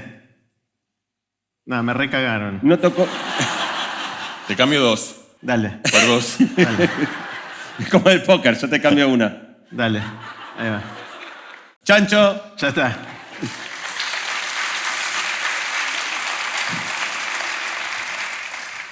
¿Querés cambiar? No, ya estoy, creo. ¿Quién quiere empezar? Santi, empezá vos, dale. Bueno, ¿qué vivencias de la niñez me marcaron? Muchas cosas, pero una de las más fuertes es que yo por 10 años fui hijo único. Y fui hijo único de una pareja donde ambos trabajaban. Entonces, y yo iba al colegio, iba a la primaria, a una escuela pública que terminaba al mediodía. O sea que toda la tarde en mi casa estaba relativamente solo. Y por alguna razón, mis padres habían dejado en mi cuarto una gigantesca biblioteca. Y no existía internet, no existía la tele, dibujitos, había a las 11 de la mañana Patolandia y a las 5 de la tarde, o sea, eran 2 ratos de dibujitos en todo el día, con lo cual me aburría mucho. Y para matar ese aburrimiento empecé a agarrar libros y a leer. Y eso, medio fortuito, medio casualidad, me marcó mucho. La otra cosa es que yo siempre fui medio nerd, siempre fui un nene de estos con intereses exóticos. Entonces, cuando a mí me regalaban juguetes, en general lo que yo quería hacer no era usarlos, sino desarmarlos. Si tenía tornillos, lo primero que hacía era buscar un destornillador, y muchas veces tratar de transformarlos en otras cosas. Entonces, creo que esas tardes de aburrimiento, hasta que finalmente cuando yo ya tenía 10 años y medio nació mi hermano, y cuando tenía 12 años y monedas nació mi hermana, me moldearon muchísimo y agradezco infinitamente haberme aburrido tanto cuando era chico porque me construyó mucho en quien soy.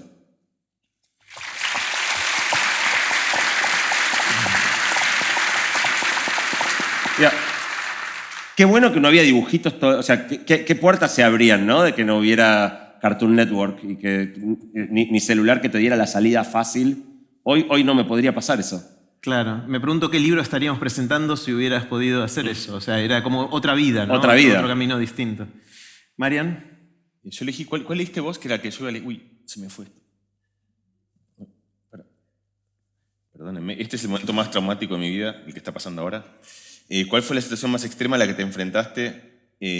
No sé si es la más extrema, pero empieza en la niñez también. O sea, en realidad es como se concatenan algunas cosas. Cuando yo era muy chiquito, debía tener como, no sé, yo calculo que 7 años, en una plaza que se llama La Conca, que está en Sagaró, a 100 kilómetros al norte de Barcelona, donde vivía.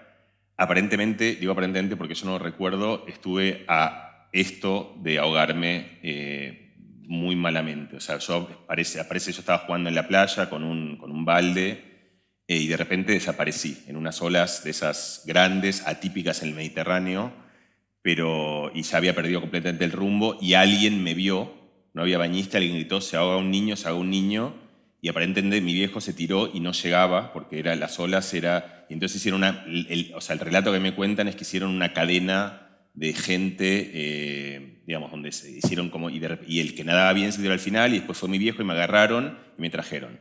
Y cuenta mi viejo que ese es el peor, o sea, para él sí fue la situación más extrema, porque creo que en el relato él sentía, como no lo sintió nunca, que me perdía. O sea, como yo imagino que eso debe ser de una tragedia. Yo no tengo recuerdo de eso, pero desde entonces soy asmático y desde entonces yo que me llevo muy bien con el deporte y eso, hay algo donde el mar y las olas traen un dejo de una angustia residual que un neurótico entiende que viene de un episodio de la niñez. Y después de eso, como hablamos nosotros acá, yo me volví una especie de sacado del deporte, empecé a hacer bicicleta como un loco, hacía cientos de kilómetros y empecé con una obsesión donde lo único que hacía en mi vida era ir en bicicleta por todos lados, hasta que en medio de ese viaje me di un tortazo, me di un palo, me caí de manera bastante mala, se me explotó el fémur de mala manera, se me acabó la bicicleta y como yo venía en esta cosa que antes Santi me preguntaba también, tratando de entender como que por qué alguien haría este tipo de estupideces y yo no sabía contárselo, necesitaba reciclar esa obsesión y entonces me dediqué y como no podía ni correr ni hacer bicicleta, empecé a nadar. Y empezar a nadar para mí no significa nadar pileta, sino cruzar el estrecho de Gibraltar, porque ese era y llegar a África nadando, o sea, y entonces me empecé a entrenar para cruzar el estrecho de Gibraltar. Después me di cuenta que era un cruce que además ni siquiera era ni tan poético, además es feo, porque es un mar sucio, lleno de barcos, entonces me propuse hacer otros cruces, me fui a nadar en el Ártico, hice una cantidad de cosas, y de repente estaba este año nadando en Noruega, solo. En realidad salí con un amigo, Ignacio Piso, que es un querido amigo científico que vive en Oslo, en Noruega, y salimos a nadar. Él no nadaba, él fue con estos paddles que llaman, que es como una especie de tabla de surf en la cual vas remando El mar estaba un poco feo y yo salí, o sea, yo, digamos, puede no parecerlo, pero creo que hago estas cosas con cierta conciencia de responsabilidad, o sea, a mí no me gusta el riesgo per se, me gusta hacer estas cosas y trato de hacerlas siempre de manera bastante cuidada. Es decir, no voy, por ejemplo, a meterme en el mar abierto solo, voy a una situación donde siento estoy seguro. Entonces entramos con Iñaki y él venía con el pádel, pero de repente, o sea, está esta idea, no me acuerdo de quién es, de que todas las grandes catástrofes no es una mala decisión, sino 3 malas decisiones concatenadas. La primera mala decisión es que el mar no estaba bien. A mí me parecía que yendo con un pádel no lejos de la costa, en una situación, estaba ok, yo no conocía, no era un lugar que supiese. Segunda mala decisión. Y tercera mala decisión, Iñaki me acompañaba en el pádel, pero no tenía la más pálida idea de cómo usarlo. Cosa que me di cuenta en mar abierto cuando de repente él se lo empezó a llevar la corriente y yo me encontré solo en medio del mar en una situación que era tranquila pero estresante, porque yo sabía que estaba en control, digamos, ¿no? Y en medio de eso me giro para decirle a Iñaki que voy a volver porque la situación ya no me gusta, y cuando me olvidé decir que estaba repleto de medusitas que parecían de una película de Miyazaki, que no picaban, pero era raro porque te iban como raspando toda la piel, y cuando me giro para decirle a Iñaki, yo vuelvo porque esto hago así y una medusa enorme me pica en la cara, pero enorme, así tipo como todos los tentáculos, y de repente yo empiezo a sentir, es un pánico conocido, que es como, porque empiezo a sentir que hago una reacción alérgica, que me voy a desmayar en medio del mar, que estoy solo, que me voy a morir en Noruega, que me parecía de una tragedia, y que además todo el mundo va a decir qué estúpido, porque, o sea, porque no, y me acuerdo que esa sensación de que yo podía morirme, eso estaba bien, pero no podía ser el imbécil que entonces tenía que luchar contra eso. Se mantuvo a salvo, y ahí hay algo donde la clave es no perder la calma, porque nunca estuve fuera de control, pero podés estarlo si en un momento entras, es decir, yo estaba lejos, estaba haciendo una reacción alérgica, me dolía mucho la cara, el mar estaba bravo, había corriente, era una situación que per se era difícil para mí. Y ahí estuve bastante orgulloso porque entendí que lo único que podía hacer era mantener la calma, cosa que no me sale bien por temas que hemos tratado en esta conversación, pero lo logré. Y recién la pasé muy mal, o sea, creo que fue mejor que la del año pasado porque el fémur salió intacto, es decir, las consecuencias al día siguiente fueron nulas, quiero decir, no pasó nada, pero creo que retrospectivamente fue una de esas, fue una situación bastante extrema. ¿No te podías subir al pádel? No, porque el pádel se había ido. ¿Se había ido? Él se fue. Ah, perdón. No sé por qué aplaudimos esto.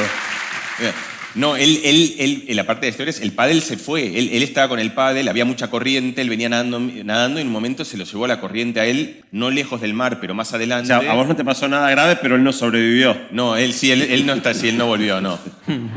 Pobre Iñaki, le deseamos que en algún momento vuelva. Que Sí. tenga así. Sí. Yo creo que en este momento está llegando al Ártico, y justamente salió porque él iba para el norte. Está en Islandia. Sí.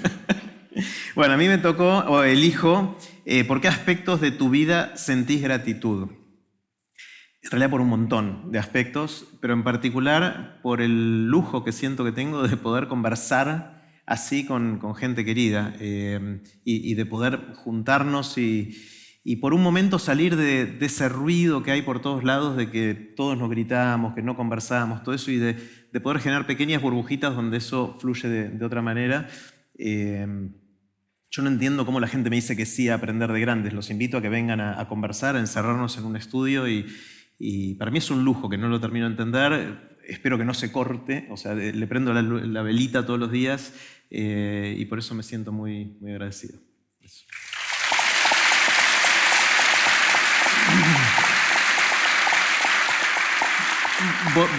Volvamos a la inteligencia artificial.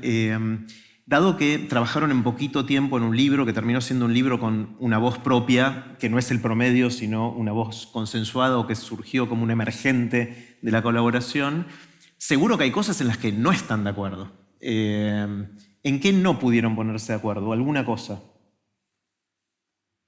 No sé si diría cosas en las que no estamos de acuerdo, pero sí creo que el capítulo de educación fue el más trabajoso de alinear miradas.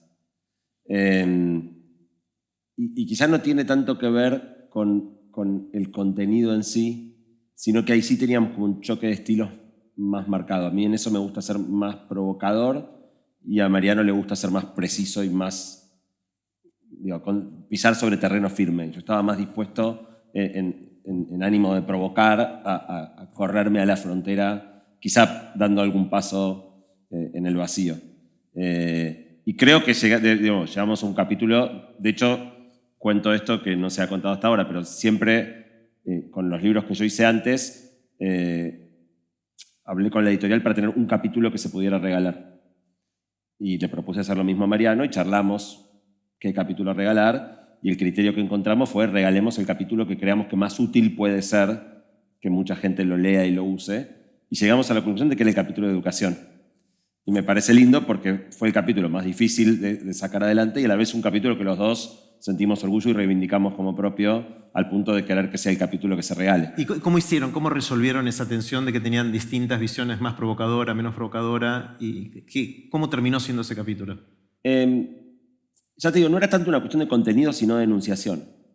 Y por eso fue el más trabajoso de ida y vuelta de escrituras y reescrituras, con esta característica que decía antes de no hacer control de cambios, pero también empezando a entender qué es lo que el otro...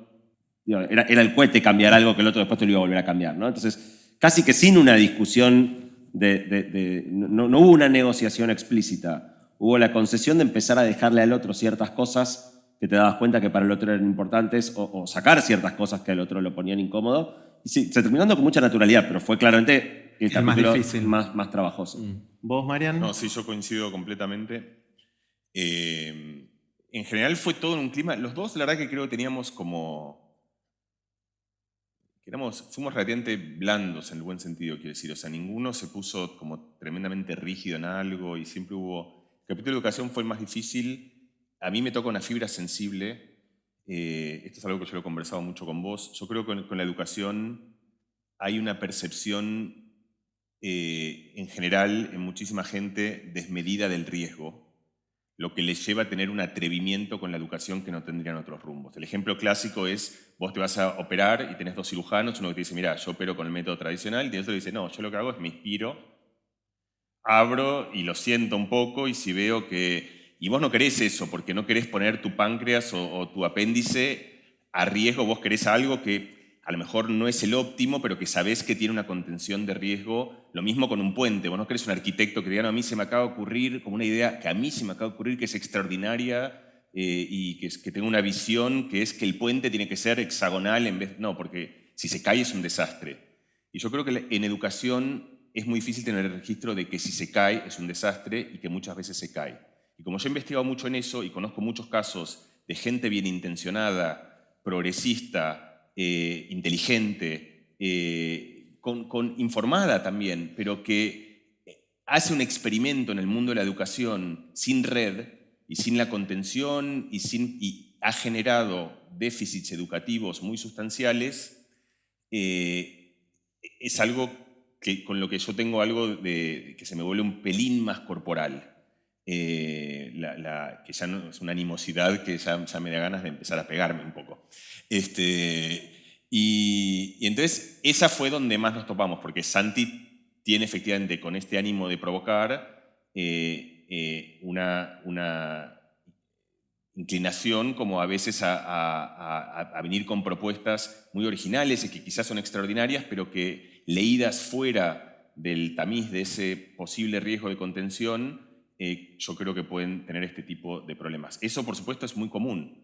Por ejemplo, la charla de Ken Robinson, para dar un ejemplo, que es la charla más famosa de TED, para mí es un enorme problema, porque alguien dice de manera muy graciosa y muy bella y muy inteligente algo que yo creo que es un desastre educativo. Y creo que eso tiene un riesgo enorme, porque parece sensata la idea, pero de vuelta, si esa idea la aplicás a la cirugía, como alguien que de golpe tuvo una iluminación de cambiar la historia de la cirugía que no está probada, creo que se vuelve bastante peligroso. Y efectivamente fue muy cordial y muy respetuosa, porque yo le dije en chiste, lo de no pasó nunca ni de cerca, pero pensé que era un poco distinto como lo resolvimos, porque yo creo que la manera que lo resolvimos, y creo que fue buena retrospectivamente, porque es cierto que yo también, como reacción a eso, yo creo que yo peco de conservador en la educación. Y de hecho lo hago, mis hijos van a un colegio muy tradicional y creo, es decir, porque digamos, es un poco el malo conocido, digamos, o sea, porque de vuelta creo que es muy difícil hacer una medida del riesgo.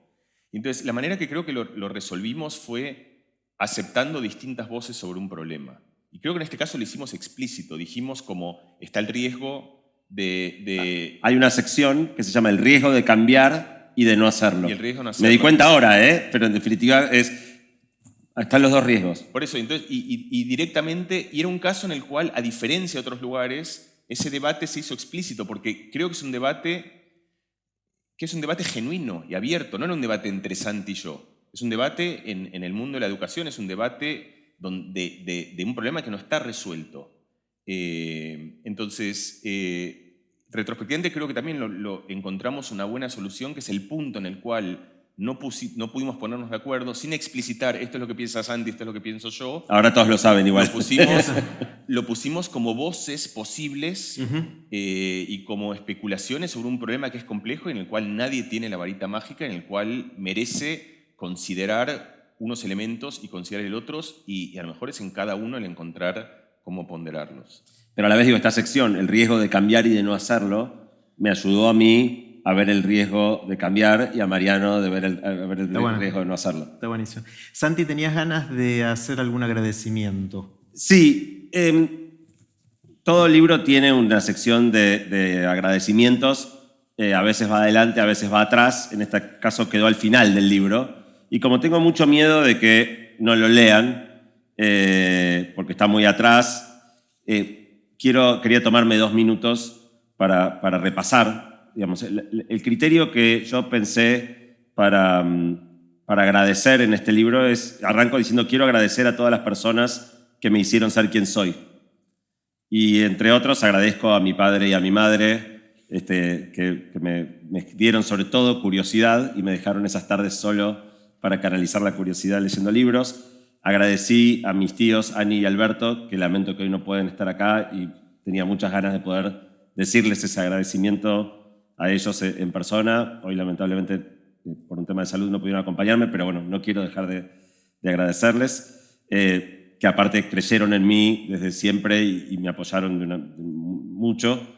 Le agradecí a Matías Martín, que abrió una página en mi vida que no me imaginé que nunca me imaginé a mí mismo comunicador y probablemente tampoco estaría acá y hubiera escrito libros si algo no se hubiera activado en aquel momento. Obviamente a mis hijos, a quienes adoro, y a mi esposa, sin la cual nada, absolutamente nada, sería posible. Pero en particular, aparte de los amigos, sentí que tenía necesidad de agradecer a algunos profesores que me hicieron amar el conocimiento. Creo que buena parte de todo lo que fui haciendo en los últimos años tiene que ver con ese amor por el conocimiento, que un poco arrancó en la infancia, pero que claramente fue apuntalado y construido por muchas personas. Y entonces quise agradecerles el libro, pero además quise invitarlos hoy acá. Y algunos están en la audiencia en este momento, y no quería dejar de aprovechar este momento mágico. Algunos hace 20 años que no los veo, pero siento que jugaron un rol crucial en que yo sea quien soy, así que quería aprovechar públicamente para agradecerles. Y finalmente a mi último amigo, el último amigo que incorporé en mi vida, Sam Mizrahi, mi amigo de 89 años, no sé dónde anda Sam, no lo vi, pero Cintia me señala, no lo veo yo de acá. Que Sam es probablemente la persona más positiva y optimista que yo conocí en mi vida, y yo soy pesimista, y entonces admiro profundamente su optimismo, y que me hizo, él tiene 89 años y es joven, y me hizo reconciliar con el paso del tiempo, con la posibilidad de que ser joven o viejo no depende de tener 52 como tengo yo ahora, 89 como tengo. Sam es más joven que yo. Cuando nos tocó caminar juntos por las calles de San Francisco, ustedes saben que San Francisco es una ciudad con pendientes muy marcadas, yo le tengo que pedir a Sam que vaya más despacio porque no puedo seguirle el ritmo. Cuando yo lo visito en su oficina tiene un ascensor que él por supuesto no usa, y yo le tengo que pedir que baje la escalera sin bajar los escalones de a dos y se agarre de la baranda. Y entonces me hizo reconciliar con la posibilidad de tener 89 años y ser más joven de lo que hoy soy. Así que no quería dejar, por si no leen los agradecimientos, no quería dejar de pasarlos acá. Y están mencionados Jerry, está mencionado Mariano, mis amigos también, así que...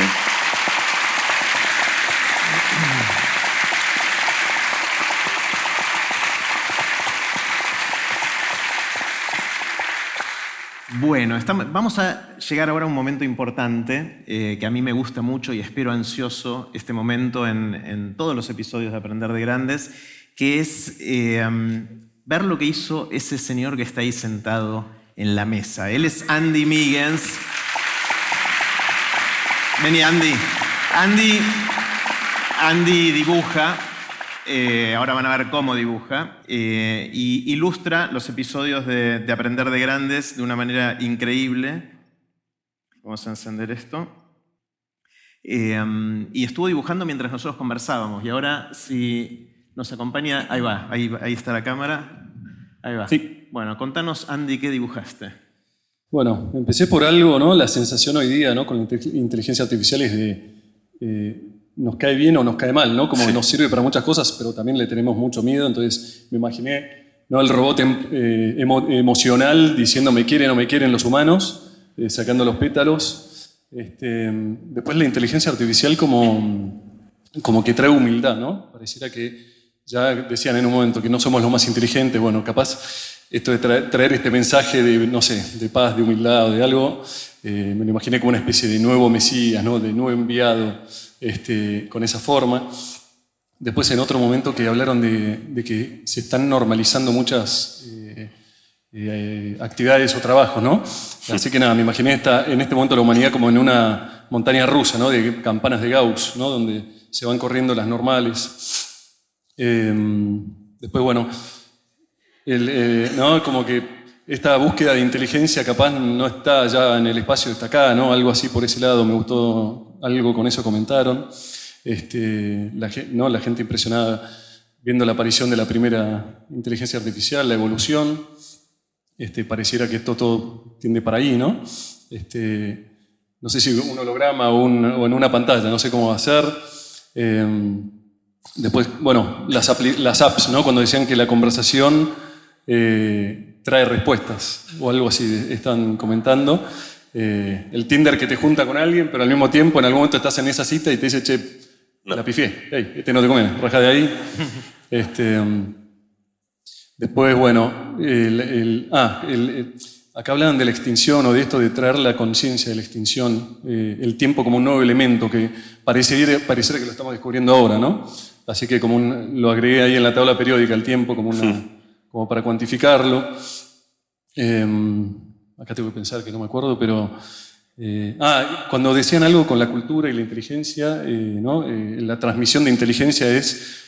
¿no? Nos imaginamos el cerebro de una forma y capaz son muchos cerebritos anteriores, ¿no? Que nos fueron diciendo cosas. Y bueno, no sé cómo conecta con la inteligencia artificial, pero bueno, era un lindo dibujo para hacer. Acá, bueno, cuando Mariano decía qué lapicerías, ¿no? Me imaginé lápices inteligentes, ¿no? El día de mañana diciendo, viste, un lápiz celoso ahí diciéndole, che, no me elegiste a mí, qué feo dibujo. Bueno, acá, en el futuro no sé cómo va a ser, pero si nos ganan y todos los trabajos los hacen las máquinas, los octógonos de hora, ¿no? ¿Viste? No sé si se llega a leer, pero me imaginé algo por ese lado.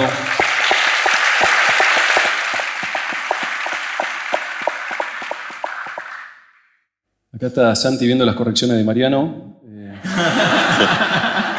Y eso... No sé si se ve que... No, está GPT al lado diciéndole eso que yo no lo agarré, Santi, así que... Bueno, acá no sé, me gustó la última imagen de Mariano nadando en medio del Atlántico, peleando contra una medusa. Fue lo que llegué a hacer ahí a último momento. Y bueno, el tema, eso de viajar si tenemos el hombre de las cavernas para hoy o vamos nosotros para allá, ¿quién está peor, no? Me lo imaginé al Doc Brown, ¿no? De Volver al Futuro, viajando al pasado y pidiéndole ayuda, ¿no? Al hombre de las cavernas. Un fuerte aplauso ¡Bravo! para Andy Miguel. ¡Bravo!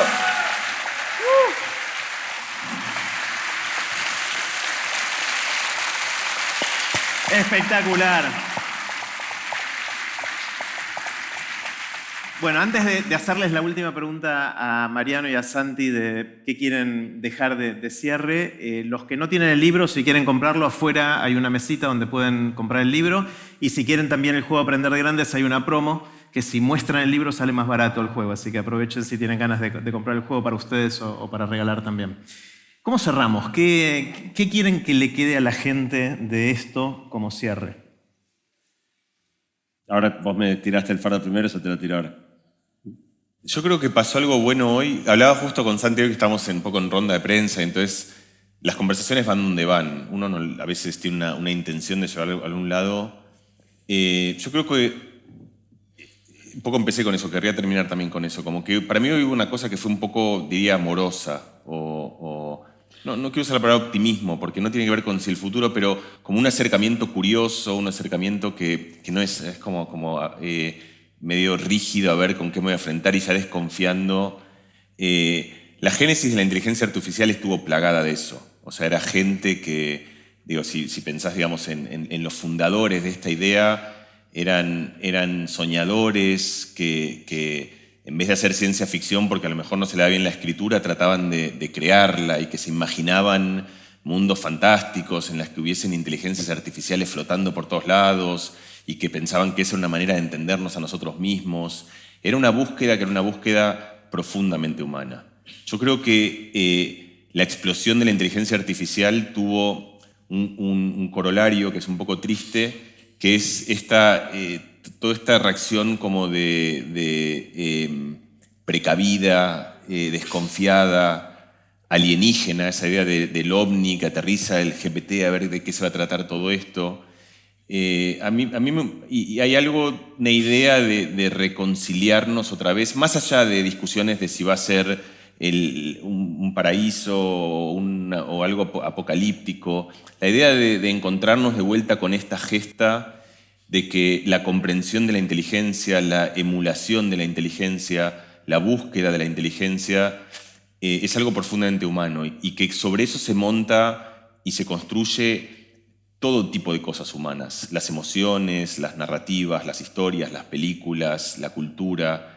Y a mí siempre, de hecho, está en el título, ¿no? Como el contorno del humano, volver a ese lugar a lo mejor de acercar esta nueva entidad que aparece un poco en forma de monstruo, a haber logrado que esta conversación se mantenga en ese lugar, no tanto de condena y de juicio, si es buena o si es mala, sino simplemente de que es un poco la conclusión inevitable de nuestra curiosidad y de nuestra pulsión por entendernos, de nuestra pulsión por buscar y por armar legos y por empezar a hacer esos juegos de preguntas y ver a dónde nos llevan. Yo celebro dije ese de corazón, pero celebro de corazón en realidad que la conversación haya ido hacia ese lado. No sé por qué pasó, porque hoy lo intentamos muchas veces y fue para otros lados. Entonces, a lo mejor fuiste vos, a lo mejor fue el lugar, a lo mejor fue que nosotros vamos, fueron ustedes, el público, el sitio, pero bueno, lo celebro, sea la razón que sea, me parece que es un gran entorno para este festejo, en última instancia, de este proyecto en el que nos embarcamos locamente hace unos meses.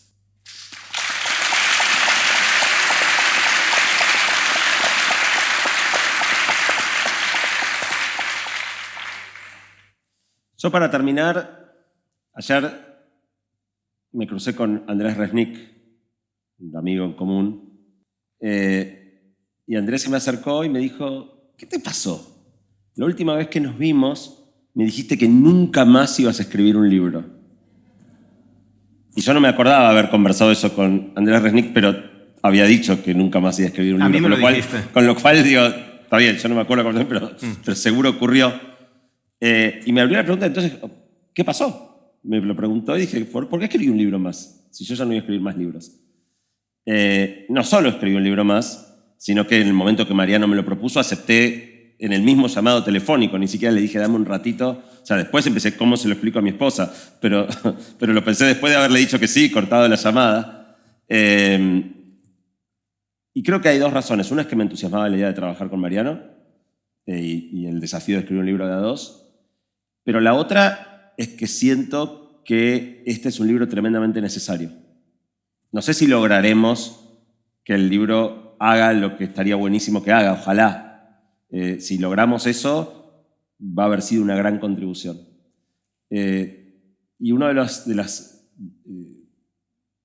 cosas fundacionales que nos pusimos con Mariano, la primera vez que hablamos ya más en concreto de qué libro queríamos hacer, es que no queríamos un libro para expertos, al contrario, todo lo contrario, queríamos un libro que, sin simplificar excesivamente, le diera la bienvenida al nuevo mundo, porque esto ya está empezando a ser parte de la vida de todos, a todas las personas que sienten que no lo pueden entender o que no les interesa o que debe ser aburrido.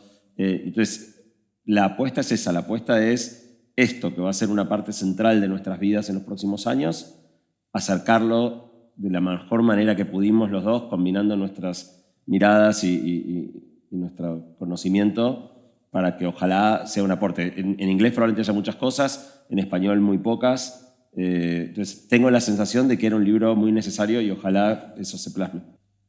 Bravo.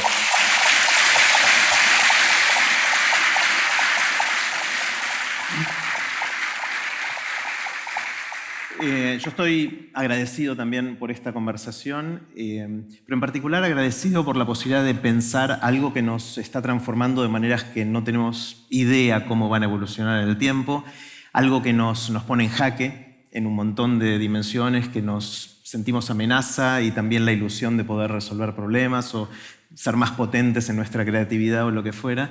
Y me parece que lo que nos invita a hacer el libro y lo que están haciendo ustedes en general es a empaparnos del tema y no salir corriendo y meternos en nuestra guarida, sino de salir y ver qué nos pasa con esto, ¿no? Y me parece que creo que es lo que pasa en general con cualquier buena conversación. Este libro es una buena conversación entre Santi y Mariano, que ojalá nos incluyan muchos más. Y yo me voy pensando un montón de cosas nuevas, tengo ganas de probar, tengo ganas de experimentar y ver qué me pasa. Así que gracias a los dos. Le damos un fortísimo aplauso a Santi y a Mariano. Gracias, gracias, gracias.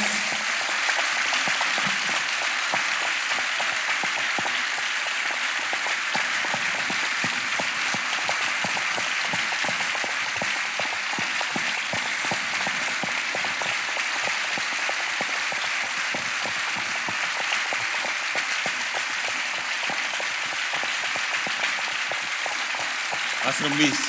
Eso.